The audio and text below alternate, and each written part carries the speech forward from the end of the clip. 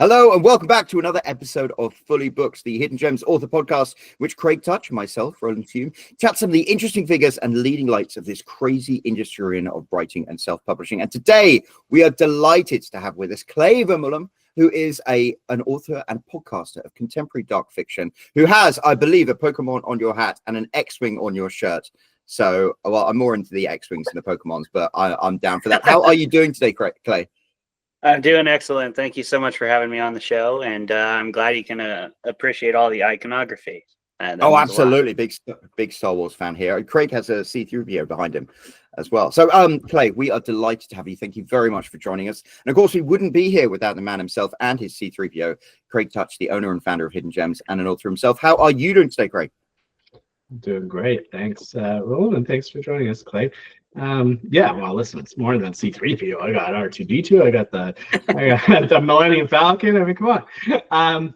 So yeah, today we're going to talk to you about writing communities. But before we start, why don't you tell us a bit about yourself and in terms of your career as a writer and how that got started, and then even what sort of impact writing communities have had for you. Yeah, totally. So I think like a lot of writers, it started with crayons when I was a little kid and all that. And my trajectory has been kind of a random mishmash because I grew up in a small farming town in Montana. So there wasn't a ton of there wasn't a theater program or any ton of creative stuff. So I was actually a wrestler for most of my life. That's what took me into college. But in college, I dropped out of the wrestling program and got into the theater program. Took some creative writing classes, and that's, I'd say, where I started to take writing more seriously, or kind of realized it was a career option, because that wasn't necessarily presented to me when I was younger. So community starts right there. I mean, having other creative people around you, having those professors that showed me, because I had an English professor who one of his classes he taught was how to publish a book, how to get published in magazines. And just having those avenues open for you, community is such an important part of allowing people to realize that this is an option. It can be a career. It can be a thing you go and that you actually do. It's super hard. You have to do a ton of work. You have to work a lot harder than to make a normal wage than you maybe would in other careers. But, it's definitely an option, and community helped me realize that. Like a lot of people, I dove into this full time during COVID.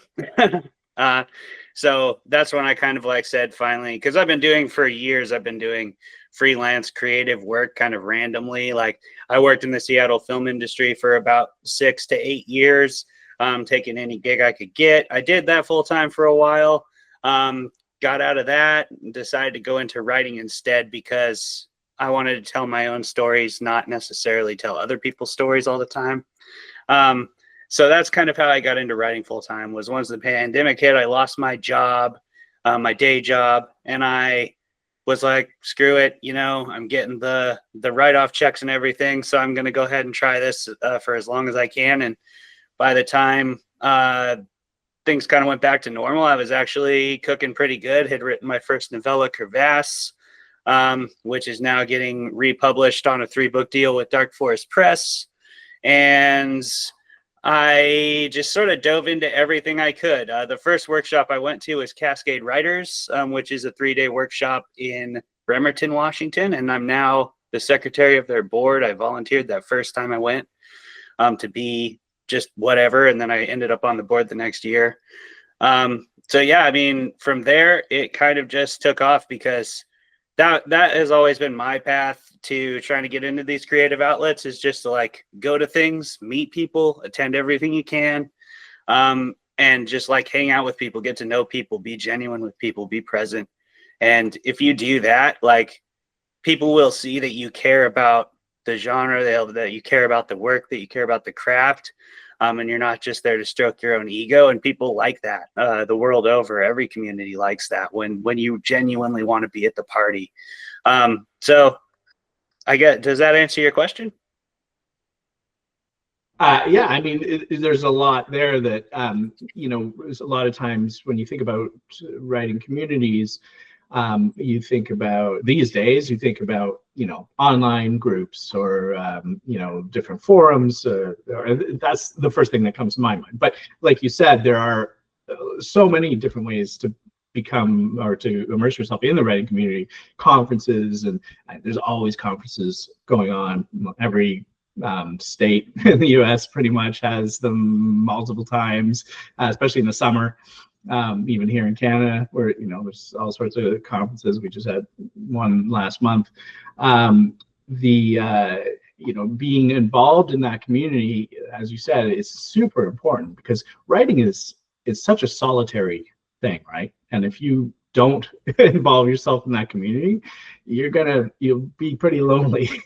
Besides, you've got your home life, right? But you're spending a lot of time. If you're a full-time writer, you're spending a lot of time sitting in your office or wherever it is and just writing. And it's not like in a normal day job, where you can just walk to the water cooler, you go out for coffee with your coworker downstairs and across the street or whatever, right? So those writer communities are super important.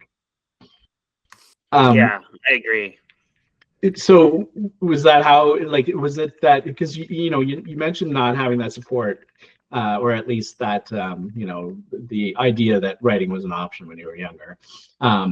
In our, where I lived, I went to school, I went to university originally for the writing program. It was almost the opposite of you. I wanted to write. I went to university for the program, took the first year and thought I didn't like it. They had a very, very specific way they wanted you to write. And I was like, that's not really what I wanted. But so I changed. I did my degree in psychology, then I went into computers, and it wasn't until many, many years later that I said, I want to get back to writing, and I just did it, right? But it's sort of the opposite of you, where you went forward with what you were going to do, and then not even thinking about writing, and then went into it. So having, I guess I didn't even think about that, the support of the community and the people around you that sort of even suggest writing as a way to to make a living. That's an important aspect too. It really can start at the beginning, or maybe it doesn't for some people. So that's interesting. Yeah, definitely. So when you started it though, how did you get involved in those things? If you hadn't really written anything, did you start going to conferences, start talking to people about the creative side of it, just to and that's what sort of sparked your interest? Or was it that you said, I want to write, and then you went looking for those communities? Yeah, I definitely went searching for them pretty immediately, because I moved out to Washington State, which is where I still live now. Right out of college, I got a teaching job, which is what I went into as my degree, because I figured I'll teach English and then I'll try to do this creative work. I only taught for about 2 years, and then I moved back closer to the city and went into film.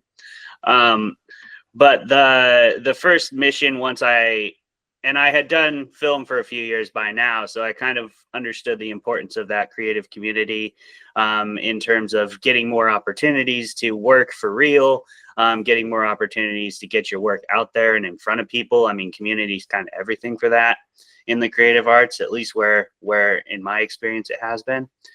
So yeah, once I decided I was going to take writing seriously, I was like, hey, I need to go to workshops. I need to go to conferences. I need to meet my local community. I also recognized for sure that I was switching industries. And if you're going to go and try to be professional at something, do the work, learn the things. You have a lot to learn. You should always be learning, in my opinion. So I wanted to do that too. That was a big part of the mission as well. And they obviously go hand in hand. So I went to Cascade Writers, and I tried a lot of things. I tried some freelance writing, because I thought maybe I'd try to make money doing that while I wrote creatively. Turns out that just sapped all my energy to write creatively. So I kind of kicked myself out of those groups and just focused on what I really wanted to do. Because if you're going to do it, you might as well do it the way you want. Especially these days, since you actually can do that in a lot of ways that you couldn't before. But after kind of narrowing in on, and I tried different genres too. I tried fantasy, I tried sci-fi. My first published story was a fantasy story. Now I'm pretty exclusively a dark fiction / horror writer. But once I kind of found that zone too, that made it even easier because I knew exactly which communities I wanted to go and like really integrate myself into. So I like went to the Crypticon Seattle conference, which is our biggest horror conference in the Pacific Northwest. I volunteered just to like work tarp and drape, which is where you just set up the tents and everything for the vendor hall and those kind of things, set up the stage. So just the grunt work, you know, just to get in there and be involved. And I worked as hard as I like possibly could. I ran around and did everything like a crazy person for like 3 days. And then after that, they were like, hey, you're coming back next year, right? What do you actually want to do?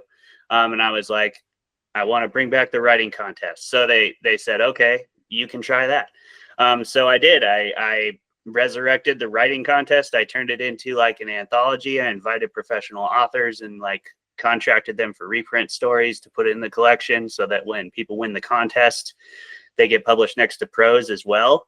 And then I also like made it so that if you get in the contest, you get in the convention for free, you get a trophy, all these cool things. So just like trying to cultivate those cool opportunities, and you get those opportunities to create opportunities for other people when you become a valued member of any community, I think. And so that's kind of been my mission since day one, is just like become a valuable member of every community and do it in an authentic way. And that's easy when you're in the right community, because I'm just a horror geek. I always have been. I've always loved monsters. I've always loved ghost stories and folklore. And that's just like the things I do with my spare time anyway, you know? So it was like very organic for me to immerse myself fully in the horror community. And it's paid off. Now, like 5 years after kind of starting down that path, I am the program coordinator for the Seattle Horror Writers Association as well. So that's also obviously very community oriented. I set up most of the events for our chapter and kind of know everybody, and I'm making contacts, and that just, it's astronomically helpful for if you want to like be an indie publisher, especially. That's so Yeah, fantastic. that's great. Yeah, I mean, it's great that you're giving back to the community as well, and finding ways to you know, make it cyclical. You know, you come in and you take from it, and then you give back to the new people that are coming in and taking from it. So how did you get into horror particularly? I love America, and I'm like, Montana to me is like the most, I've never been there, but I love Yellowstone and stuff like that. So I'm just imagining, were you as a child out with the wilderness of Montana, and I don't know, you heard the Wendigos or something like that? What got you into horror as a genre? Oh, I can't even really tell you. I honestly think it's genetic. My mom is a huge horror fan. She still is. She always had a bookshelf of, you know, Stephen King and all the greats of that era. And I definitely read Pet Sematary when I was like 10 years old, which is too young to read Pet Sematary. But I stole it off her shelf and read it, and then I put it back. That good old tale. But I was always reading R.L. Stine and listening to also like folklore from the Blackfeet tribe near me. And I've just always been a massive fan of everything monsters. I find them fascinating. And as I've grown older, I have come to love monsters as allegory, as metaphor for parts of the human condition that are really hard to address without attaching a monster to it. But when we attach a monster to it, I think we can all see that thing in ourselves and see why we're afraid of it. And I think that's what folklore a lot of the time is sort of trying to do. Like one of my favorite examples is changelings. Those are, you know, believed by some historians and anthropologists to sort of be a representation of postpartum depression before it was fully understood. So like these mothers who are like, I don't love my baby and I have no idea why, and I feel terrible. That's, you know, some people believe that may be where some of that folklore comes from, is that condition. And, you know, I'm not certainly saying that folklore isn't just actually real. I know people believe that as well.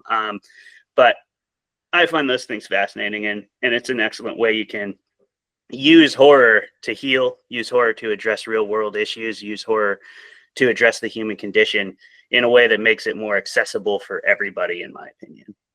Yeah, I've seen through like different writing communities, horror in particular seems to attract a really tight knit group. I was at Philly Comic Con this weekend and met two friends of mine who had a stand, and they just had horror stories published, and it's like people love them for precisely the reasons you talk about. I mean, I love Stephen King because when you read his books, it's not Pennywise you're really scared of. It's like the adults who exist in Derry who do these terrible things. They're real monsters, the human beings, and so.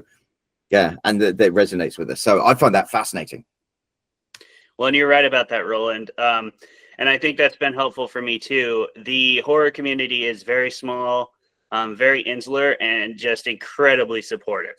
There's very few like gatekeepers. There's not really much of that. I've experienced that in a couple other communities where that's a little more prevalent. I'm not going to name any, but like they do certainly exist, and you guys might know which communities I'm sort of alluding to. But the horror community is extremely open-armed and welcoming and inclusive. And I think that's been very helpful for my journey because it's, horror is like always shoved in the back of the bookstore with like the Westerns. Usually it's like behind like maps and shit. Like, oh, sorry, I don't know if I can cuss on here. I cuss on my own podcast all the time. So, but the horror is always like back there in the corner, and it's kind of experiencing a renaissance or a resurgence right now where it's getting a lot more popular.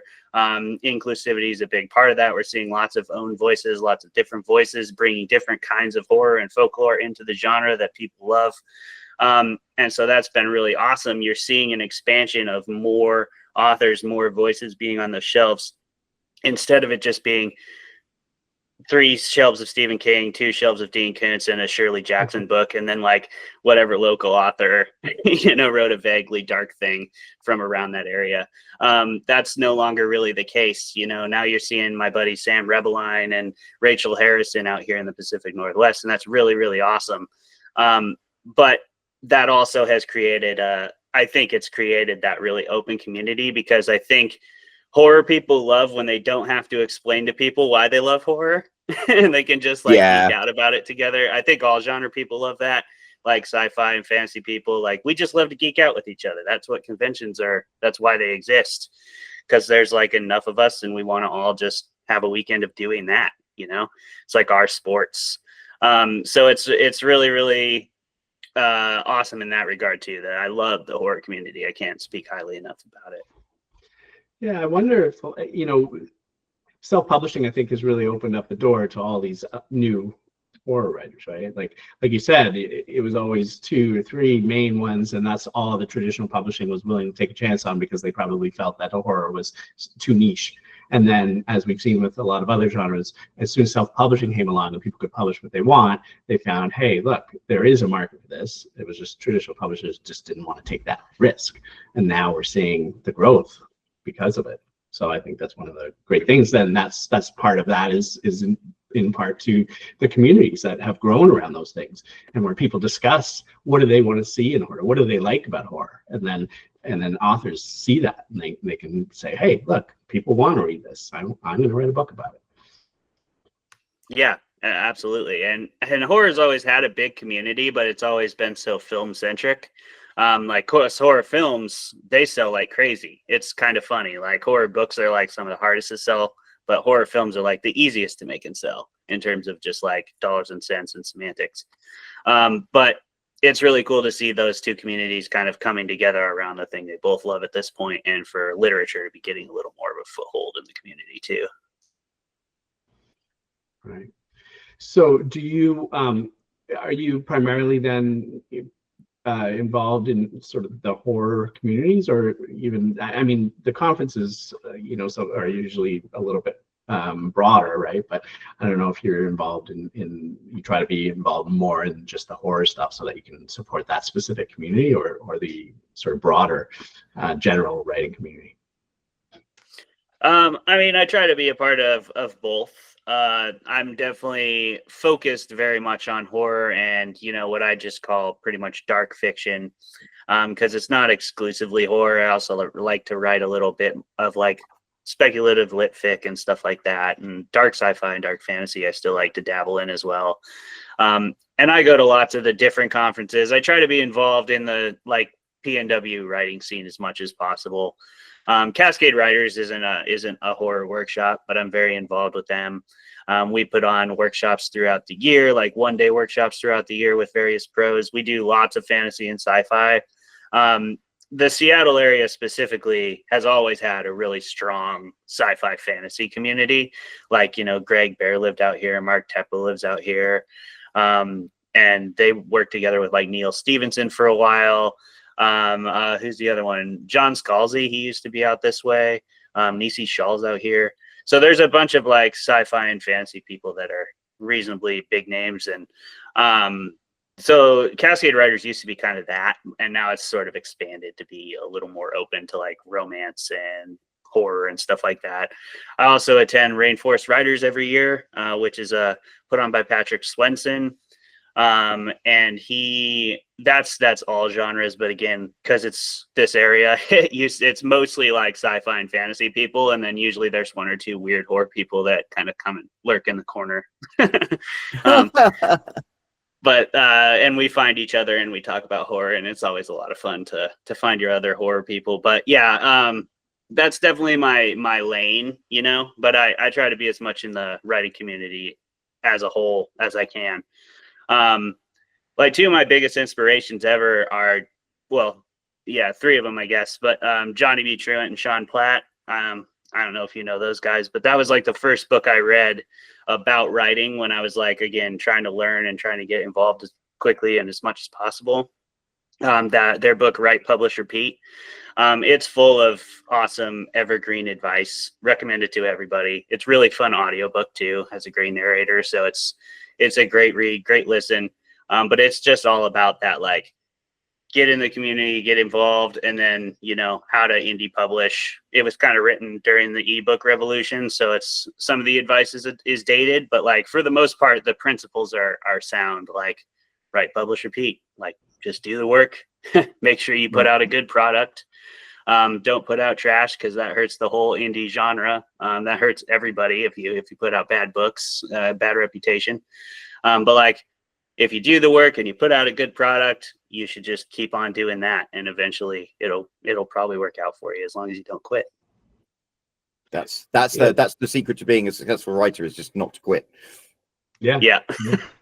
I mean, Stephen King wrote one of my favorite books of writing, called On Writing, and that was one of the first ones that I read when I was, you know, much younger, when I was starting to write. And yeah, I think these days the landscape has changed, but because of self-publishing. But I think it's more just the publication process has changed.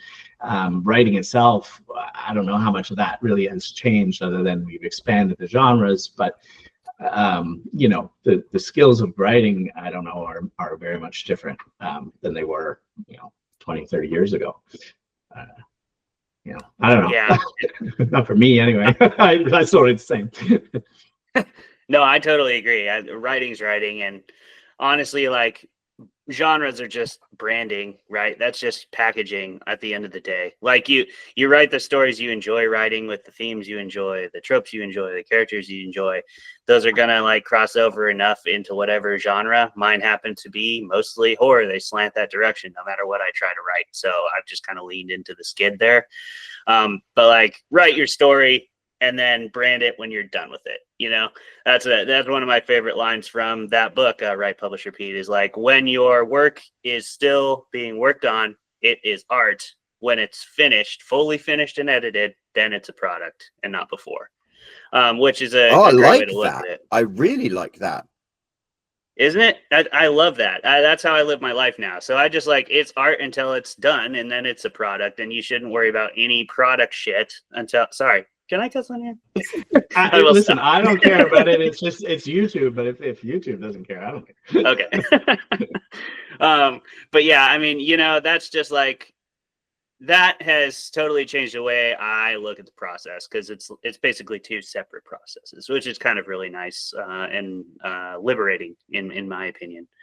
I wanted to speak to what you were saying there, Craig, because you talked about indie publishing opened the door for a lot of new writers, and like, it has not only led to people being able to self-publish, but it's also led to a huge like influx of indie presses, which I think is really, really awesome, because they used to, indie presses used to have a really bad rap, just like indie self-publishers did. If you weren't vanity publishing.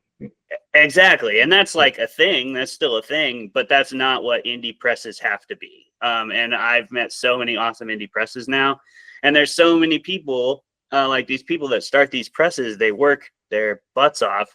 They do really hard stuff. They help writers get out of the slush pile and into published and out into the world. They help them put together that good final product without them having to worry about that process as much. And a lot of the times they might be writers themselves, but they might be, just as much big advocates, big readers, just lovers and connoisseurs of the genre, who like writing 1,000 of their own books like Johnny B. Truant may not be their path to publishing success. Their publishing abilities might be more in recognizing great stories when they read them, and that's a skill all by itself. That's like what magazine editors do, brilliant editors. And it's like, I love that those people are also getting a spot in the spotlight now. And indie presses, I don't know about in other genres, but in horror, I mean, indie presses are putting out awesome stuff and getting those books often get poached from indie publishers and head up to the NYT bestsellers list. Like Keith Rawson's book, Fever House, that was originally published by Meerkat Press, which is like a woman in her basement running that press all by herself. She puts out awesome work, but it's basically like one person doing everything for Meerkat. They're a really cool press that way. But yeah, Keith was originally published by her, and then Big Five found it, and there it goes, which is really cool. Yeah, and I think that when you're part of a community, as you said, there were scams out there. There still are, to be very clear. I was doing a consult with an author just this week, and he was telling me how he had spent something like 20 grand on his book, and really to get nothing out of it. And I'm just like, I wish you'd talk to me first. But yeah, like it's just there's those things are still out there, and it's worrisome, right? Because they do hurt the industry. They hurt the idea, like vanity press back in the day. And that's sort of what non-industry people still sort of think of self-publishing. We're slowly changing that. People are starting to, there's still people that say, oh, you're self-published. Okay, yeah, that's not a real book, right? But that perception is still changing, right? But there are still those bad actors out there. But my point is that when you're part of a community, one of the things you can do is discuss with the community who the true small presses are, the ones that will add value, the ones that are good for you, instead of the scams. Absolutely. Communities look out for each other. And that's another layer. That's another level of like, go to the things, go to the workshops, go to the conferences, because those real presses that are not going to rip you off and that are really like hustling just like you are, they're at those conventions. They're in the vendor hall. It doesn't matter how small they might be, like in terms of their scope or their range or anything. If they're like at a convention year after year, like they're doing the work. You should go talk to them. And if you pick up, and if their covers strike you, you like their covers, that's a good first step. Like, okay, they understand how like selling works on that level. Pick up a book and read it. If you like that book and it vibed with your vibe, you should submit to them. Especially if you've met them in person, you have like a 90% higher chance of them. You have a 100% higher chance of them opening the manuscript, and probably a much higher chance of them actually giving it a solid consideration. Like meeting people in person changes everything, unless you're a douche. Yeah, no, absolutely. So what do you think is like the benefit for authors to go to a small press versus just simply publishing on their own? I would say really getting to know the publisher on like a personal level, and having a lot more say in what your final product looks like. I don't know many indie publishers who are going to try to change your creative vision very much. Most indie publishers are not going to take a punt on you unless they already like what you're doing. And then their mission from there is usually just to help you make it as good as you both can together, you know? Whereas a big five, and I've never been published by the big five, so take this with a grain of salt. This is from many other people I've interviewed and talked to. But I mean, when they take your book, it's like they make the rules from there, you know? And I think absolutely, you kind of have to prove yourself. Like, you're going to have to do a couple books their way before you're even going to get a chance to do a book your way. And you're only going to get to do a book their way a second time if your first book sells. And if it doesn't, like, see you later. You're getting sideshoved into Barnes and Noble, and that's as far as you're probably going to go with that publisher. Plus, the trenches are just a brutal place to be.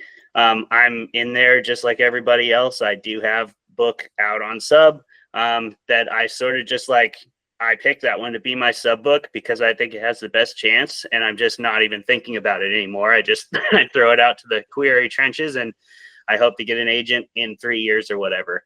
But that's like kind of how it goes in the trenches. It's like you were saying earlier, Craig, it's a sad, lonely place in there. And I feel terrible for the authors who they hear that that's the path and they dive right into the trenches before trying anything else. Like, I don't know. I think the advantage of the indie press, the advantage of the small magazine, those places where you can get your work in front of a professional editor and see what that does to your work, see how it helps it, and actually get to experience that process, goes a really long way in your journey as a writer. At least that's my opinion. I recommend that, starting small and working up. You can always get to the big five eventually.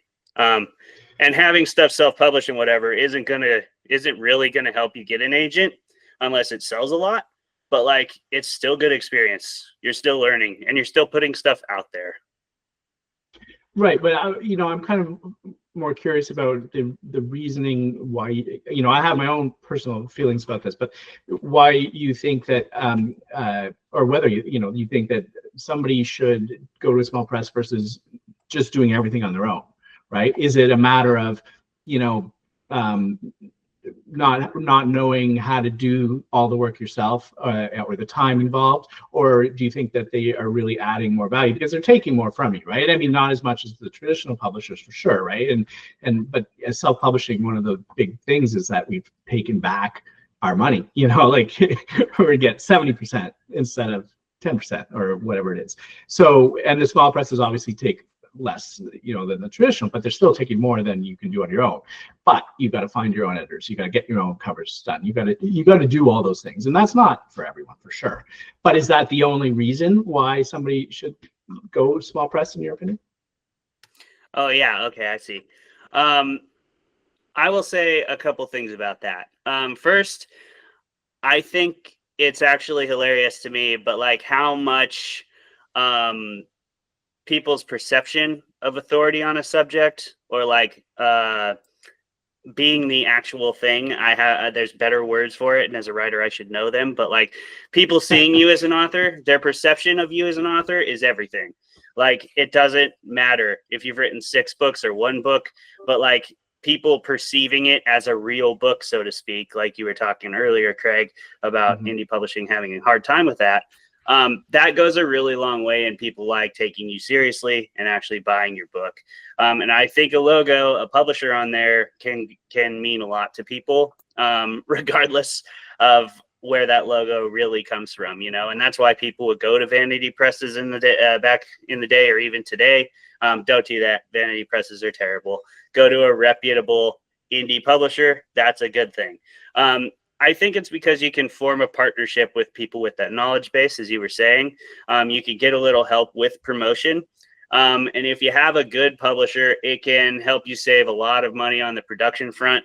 And obviously, like you said, you get a little bit less in royalties and stuff on the back end. But in my opinion, it's not so bad to be that tide that raises all ships. If you really like this publisher, if they're doing good work, if the other books they're putting out are authors that you also believe in and enjoy, then I think you're just being part of a good team. And I think that's a great thing.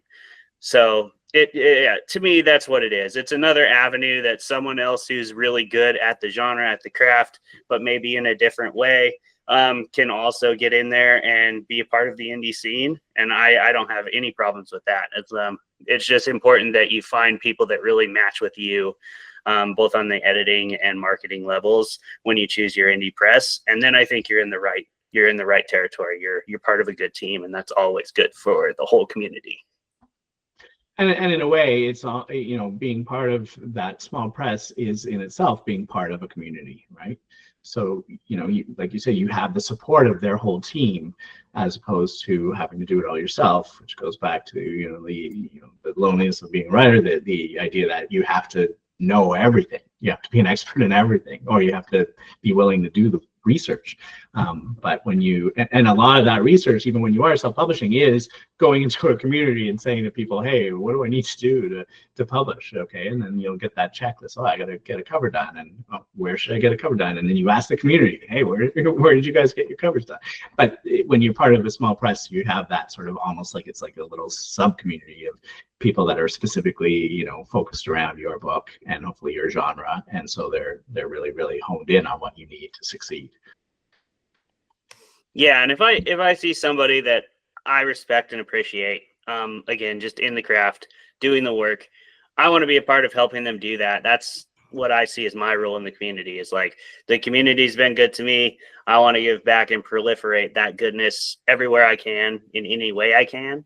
Like my 3-book deal, I got my novella that I wrote in 2022 reprinted. It's actually coming out June 17th, called Crevasse. It's a rock climbing horror novella, if you're interested in that kind of thing.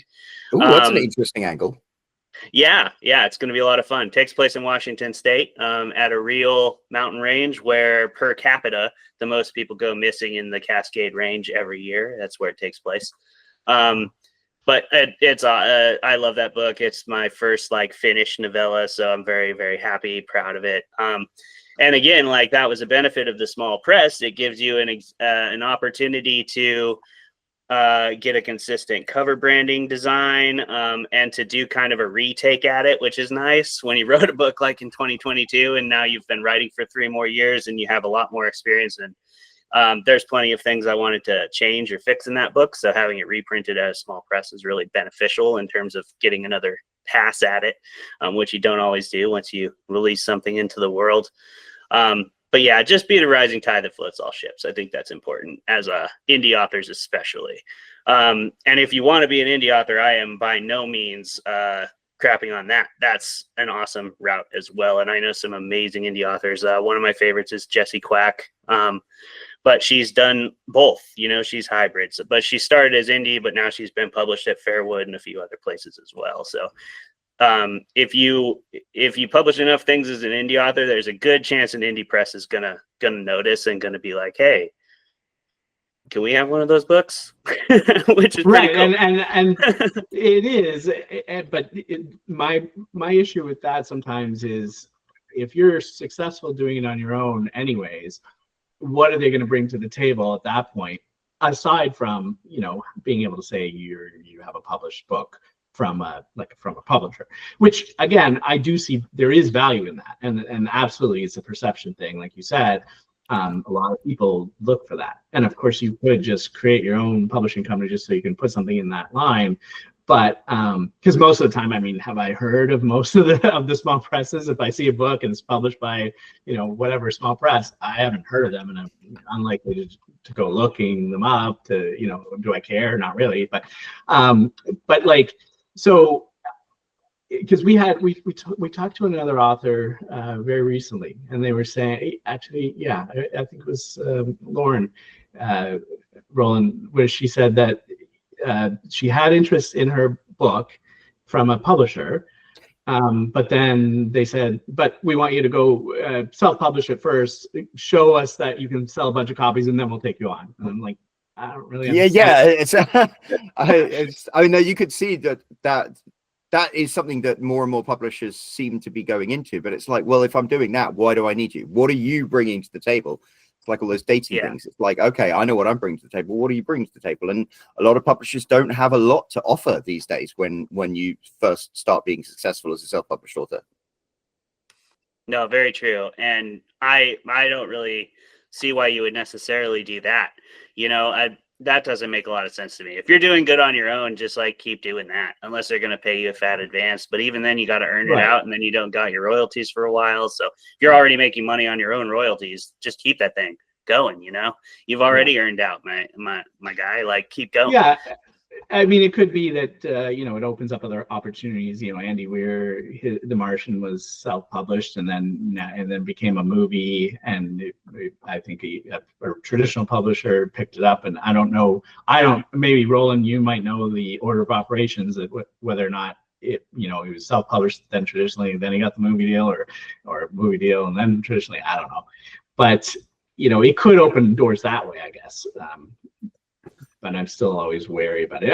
I think the one thing though that's hard for totally independent self-publishers is, if you're interested in paperback, in print books, getting those into stores is difficult. You can most of your print stuff. I mean, you can do it, but it's a harder road, I think. But I don't know if the small presses will help you with that. I know the traditional stuff, that's one of the big reasons people want to be traditionally published, is they want to get their book in bookstores, in physical bookstores.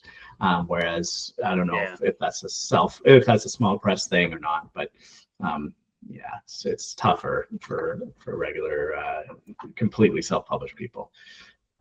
Kind of goes back to community, though. I mean, if you're really well involved in your community and you approach your local bookstores and you go in there and you are prepared, like have a little press kit, have your book, give them a copy, let them read it. I've had a lot of bookstores stock my stuff just by walking in there and asking them to. And something. Oh, for sure, yeah. And I know you're not saying that doesn't work. I agree with you. If you want your book like internationally in every Barnes and Noble and every bookstore, you have to have a Big Five publisher. That's how it goes. It's not going to happen otherwise. Otherwise, you're going to be localized. But at the end of the day, if you're an indie author, I think you're usually selling yourself as much as your books anyway. Like, people want to buy your books because they like you, because they've seen you at places, they've met you at a farmer's market, or they saw you speak at a convention, etc. That's like how you sell as an indie author, and you can sell really well in your local area because people love to buy from their local people, and you kind of become that as an indie. At least that's been my experience. Something else cool I've learned: every Barnes and Noble is independently managed.